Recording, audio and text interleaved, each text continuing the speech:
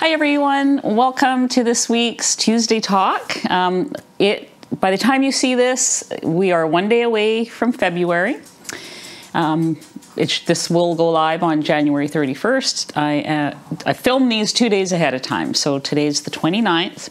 So what we're going to discuss today is my 90 days of high fat. I'm going to give like a overall big picture and my results from the 90 days. Not just weight results, but other results, things that happened, my thoughts on it, and what I'm going to do in February, pretty much starting now. So let's start off with the chart, because the chart is kind of what I'm using to track. You should see it up there. And I just will say you can have a copy of this chart if you like. It's free. I've got a Google Doc link down below. You can just download it. You don't need to request access. You just need to make yourself a copy, rename it to something. And you can add columns, take them away, track what you want, get rid of what you don't want. I found these things were helpful for me. So what you should see on the screen is the last week. It's gotten to the point where it's fairly easy for me to kind of maintain a status quo with my GKI being mostly under 3. Yesterday's is 4.33, so that took quite a jump, and I'm going to tell you why. But throughout the week, it was fairly normal. I've got my averages down below for the week. My average calories were 1764, average protein 59, fat 168, 3 carbs a day average. Now I'm not eating any carbs. Those carbs come from eggs, because each egg has 0.6 carb. And they also come from cod livers have carbs, as do I think all liver has some carbs. But cod livers are actually, I think the can might have 4 carbs for the whole. So anyways, that's where they're animal carbs. Whatever that is, I'm not quite sure. So there you can see my averages, and you can see, fairly consistent. The lowest calories I had was in the 1500s, and the highest I had was almost 2000. So where has this got me over 90 days? There's been some good stuff, and I'm going to tell you about that. My sleep has improved drastically. I think I needed a period of higher fat. My sleep score, this Fitbit does give you a sleep score. So I was, getting mostly fair, because my problem was I was waking up at, 2-ish in the morning. I'd get up, go to the bathroom, and not be able to fall back asleep. And there was times when I just literally tossed and turned before I could fall back asleep. And most times I didn't even get to fall back asleep. I would just, it's 4 now, let's go.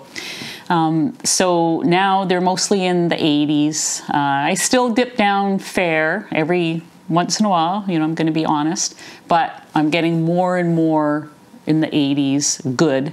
I have yet to achieve an excellent.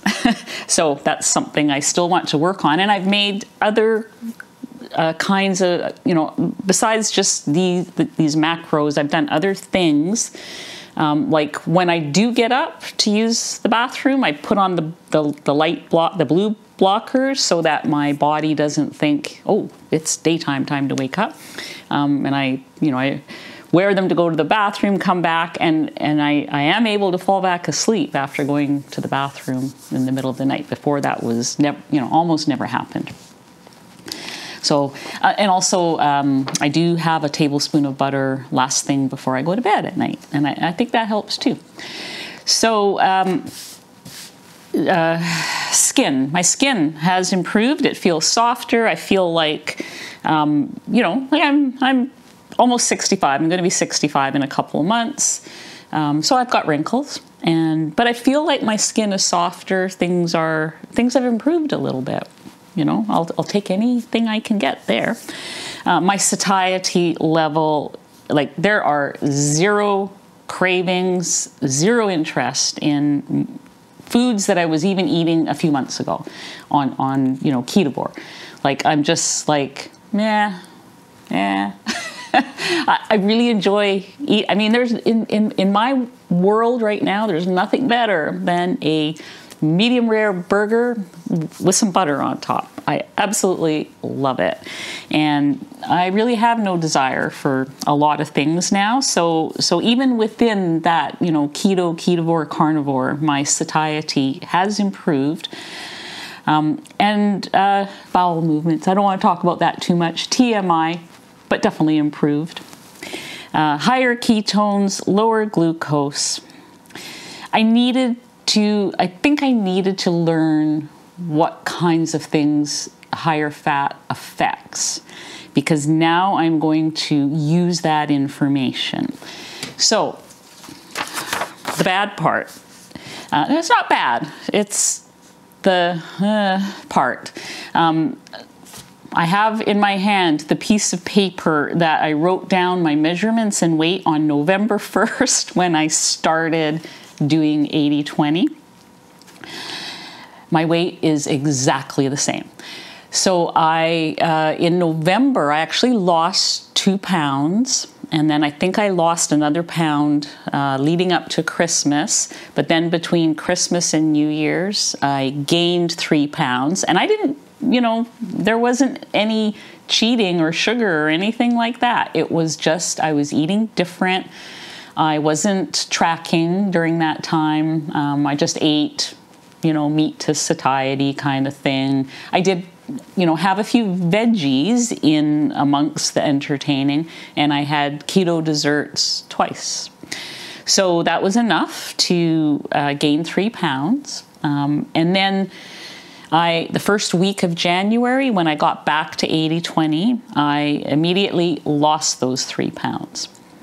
So today, when I weigh exactly the same as I did. So so after I lost the 3 pounds I gained in December, I haven't lost anything since. That's basically the bottom line. And so 90 days, 0 pounds lost. And before you say, oh, but take your measurements, because they're the same. The only difference was 1/2 inch less on my hips. I'll take that.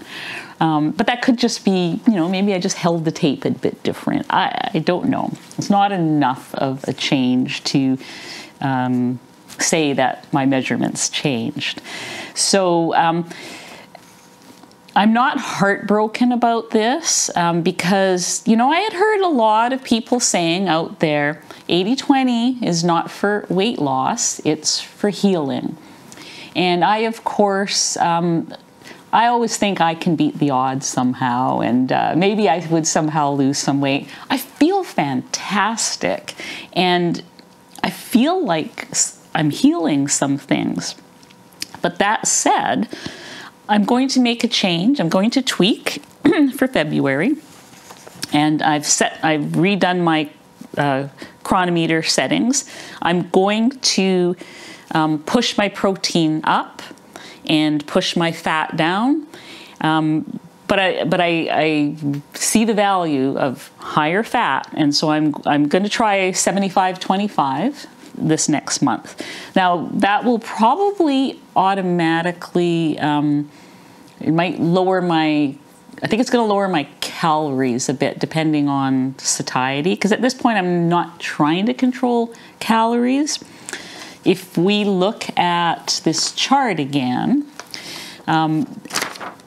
I never deliberately tried to keep my calories anywhere. This just represents what happens when I eat 3 meals and I was targeting 80% fat. And I was completely satisfied. I mean, I've had a lot of people say, oh, your meals look small. And I'm like, They do, and sometimes even on my plate, they look small, but by the time I'm finished eating them, I'm quite full. I mean, I don't want to eat past full. I'm sorry. I know a lot of people out there say, you know, eat till you're Thanksgiving full stuff, you know, things like that. I can't do that. I eat till I'm comfortable, and this is where I land.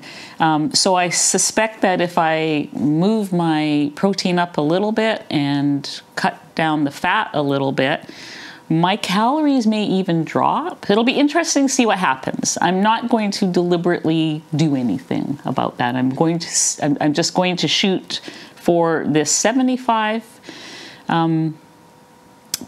of fat and see how that does. So while we're still looking at the sheet, which should be back up there by now, January 29th, which I've highlighted, you can see I had an uptick in my blood glucose and my ketones came down. So that, if you look at the day before, I deliberately did 75 grams of protein. I wanted to just see what happened, because 75 grams of protein was the minimum amount of protein for my ideal body weight that I should have. I think it was the minimum. And you can see from my days prior to that, I don't even get close. So I'm going to make sure over February that I hit that number. And then in March, I might even raise that again.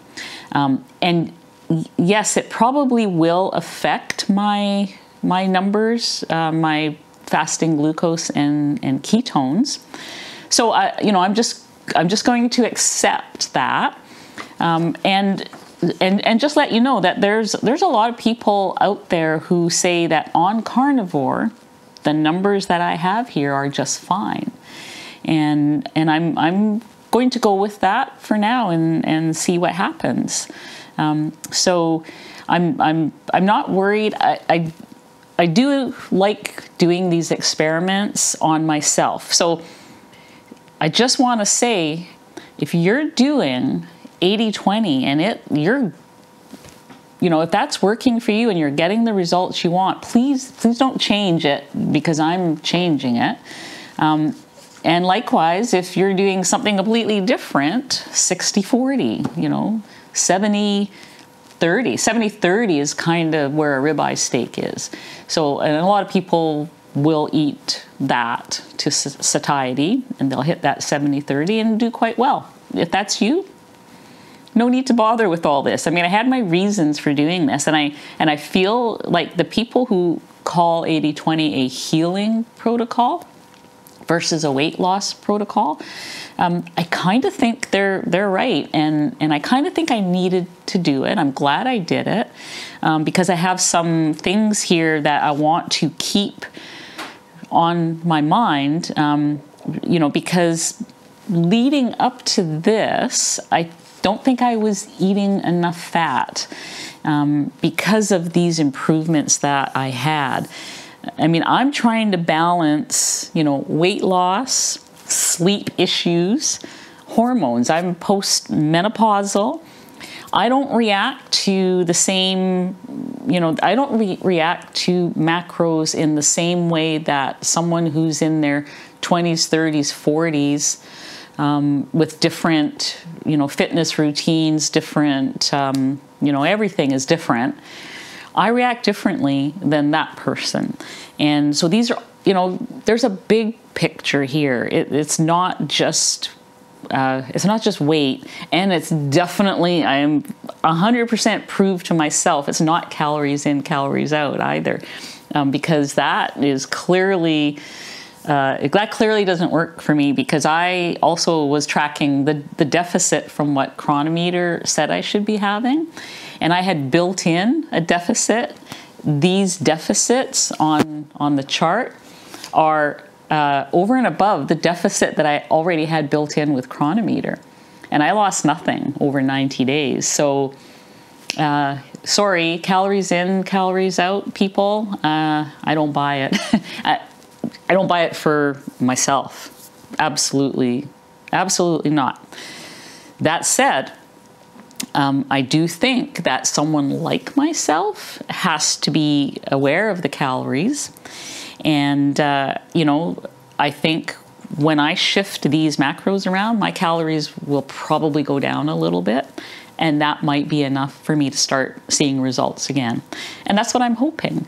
You know, it's, I mean, this is all learning for me. And I'm actually happy with what I've learned over the last 3 months doing this. I'm still going to, in February, I'm still going to consider myself as being high fat, because 75% fat is higher than most people. Certainly higher than anyone who's probably out there just following the standard American diet. And I don't, my fat is not just butter. It is some butter, some lard, some tallow. It's a mix. And so I'm quite happy with that. I'm going to keep it diverse. You know, if you've seen any of my recipes, you know that it's diverse. I do not add a stick of butter to what I'm already eating. I don't feel that's what this is about. And if that's what you're doing and not seeing results, I'm going to put a link below. I'm going to put a link below to a couple of podcasts and a couple of videos, because I follow a variety of people. I do not get my information from one person. And I do occasionally have comments, oh, don't listen to this person, you should be following that person. And it's always somebody that I already follow. So the people, you know, that I follow, and I take what they say in and I run it through the filter of, does this apply to me? Where's our similarities? Where's our dissimilarities? You know, how can I take this in, and what can I use? And those people are Kelly Hogan, Amber O'Hearn, Judy Cho, and Laura Spath. Absolutely love their podcast. If you've never listened to that, that's a must. Stephanie Person, that may surprise some people. I think she has a lot of great stuff to say. And she would be totally against what I'm doing. But, you know, I respect her, and what she teaches, it works for a lot of people. So, I mean, awesome. Who else? I mostly follow women, I have to say, and I especially give some credence to women that are, you know, kind of the, you know, in that next age group, other than the 20s and 30s who are, you know, their YouTube thumbnails show them in bikinis. They're a different type of person in their metabolism and those sorts of things. So I kind of have to lean more towards the other ones. Not that I don't love them as well, and you know, all the power to them. But yeah, this is more my speed over here. So I'm trying to think. I don't want to leave out anybody that I follow a lot, because they all help me. They all help me in some way. And I follow a lot of men too. Don't get me wrong there. But again, different metabolisms, different. You know, a lot of them can do the, you know, eat all the meat you want, don't track anything, and have great results. And I did that for a long time, much longer than 90 days. So, you know, don't say that that's something I haven't tried yet, because it is. So I feel like I have to pay attention to my macros, and I have to pay attention to calories, or at least record them so that I know what to tweak. And that's kind of what I've been doing. So in the big picture of what I want to achieve, it is, you know, weight loss, good hormones, good sleep, and good emotional and mental stability. I'm probably leaving out something, but that's kind of, it's a balance. I want to have all those things be great, and not do one at the expense of another. So that's where I'm going in February. So next week, I'll still bring a chart. I'll bring some meal samples. I'm not going to do that this week. If you want to see meal samples of high fat, all the Tuesday talks of the last 90 days, I've got meal samples there, so easy to find. And yeah, so I think that about wraps it up. Oh, I do have one more thing I want to say. I have started a membership on my channel. If you see a join button at the bottom. It's not quite ready yet, but it's there. There's a level there. If you just want to join to support me monthly, you'll get a cute little icons that will show me who my members are. They will get comment priority because I'm long past the point where I can actually answer every comment now, or I'd never get any more videos done. That option is now there. I am working to build this out. That will come down the road. I want to learn how to do a live stream for members, that sort of thing. I just don't know how yet, so I can't promise it to anybody yet at this point. So yeah, just wanted to make that announcement. And other than that, I'm looking forward to February, and I will, yeah, I hope you got something out of today's video or learned something. I'm going to put lots of links down below, and see you guys in the next video.